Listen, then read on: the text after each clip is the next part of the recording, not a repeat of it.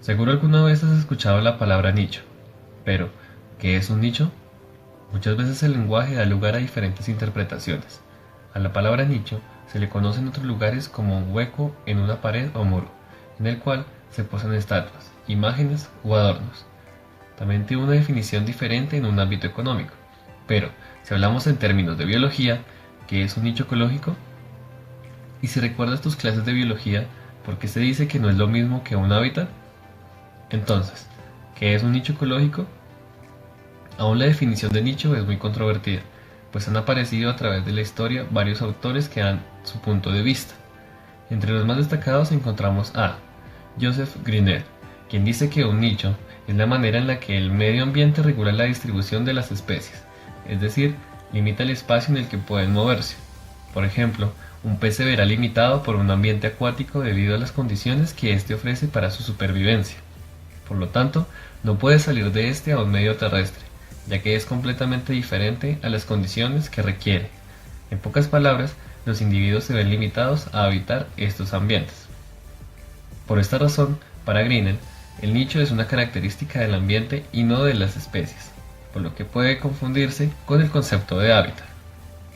Charles Shelton es quien dice que el nicho es lo que hace el animal en su hábitat, es decir, la función que cumple en la cadena trófica. Este concepto se ve limitado porque toma el concepto de nicho de acuerdo al papel que desempeña en la población y no tiene en cuenta los factores externos que afectan a la misma.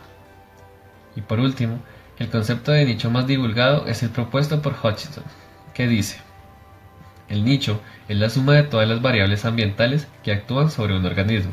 El nicho es definido entonces como un hipervolumen de la región del espacio n-dimensional de todos los factores que actúan sobre una especie. Really, nigga? Cabe destacar que estas dimensiones no son espaciotemporales, sino que se refieren a factores que afectan a una población u organismo. Imagina que el conejo está siendo afectado por la calidad del aire y la temperatura. Ahora, imagina la cantidad de factores que afectan a los organismos. Ya no solo la temperatura, también lo es la altitud, la humedad, la calidad del aire, el agua, la acidez del suelo que provee su alimento. Son una infinidad de factores los que afectan a los organismos.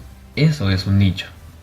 Por ejemplo, se pueden observar en la imagen las interacciones que afectan a un conejo, como la temperatura, el viento, la humedad, depredadores, la falta de alimento, entre otros factores bióticos, como lo son aquellos que se dan en procesos biológicos y abióticos, influyen en el funcionamiento de los organismos, temperatura, humedad, pH, salinidad, etc., que afectan al individuo, en este caso el conejo. Hutchinson menciona dos tipos de nichos, un nicho realizado y uno fundamental. Esto lo explicaremos por medio de las abejas. El nicho fundamental de estas es todo el bosque por el que se mueven, y allí interactúan con otros organismos que se encuentran en el mismo nicho, ya sean interacciones de competencia, por alimento o por simples encuentros. Y un nicho realizado correspondería a la colmena, el lugar en el que se reproduce y su supervivencia es alta, pero en ocasiones se puede ver cierta competencia por este nicho, generando que uno desplace al otro y se quede con su nicho. Es decir, el nicho fundamental se puede compartir, pero no el realizado. Por lo general, esta competencia por los nichos se da principalmente por los recursos. Pero, ¿qué es un recurso? Todas las cosas consumidas por un organismo son recursos. Entonces, se toma como recurso, por ejemplo, el consumo de dióxido de carbono, de oxígeno, los micronutrientes, la energía, etc. No solo es un recurso lo que se come. Esto se puede evidenciar de manera más sencilla en las plantas, pues estas compiten por la luz solar. Las más altas tomarán más sol que las que se encuentran en las partes bajas. Lo mismo ocurre con los macroelementos que necesitan las plantas para desarrollarse. Por ejemplo, si hay un recurso disponible como el potasio, que es consumido por una planta en mayor cantidad, este recurso se encuentra en una menor proporción para otras plantas. Entonces, ¿qué entendemos por hábitat? El hábitat es el lugar geográfico en el que se encuentra el organismo, y ese lugar presenta condiciones específicas para el óptimo desarrollo de este. Se encuentran tres tipos de hábitat: los acuáticos, donde se encuentran organismos que pueden extraer el oxígeno del agua e incorporarlo para su respiración, como el caso de los peces; el terrestre, que son ocupados por organismos que se han adaptado a respirar oxígeno del aire, como los venados, y el hábitat aeroterrestre. Si volvemos al ejemplo de las abejas, podemos decir que éstas se encuentran localizadas en un bosque y en un hábitat aeroterrestre.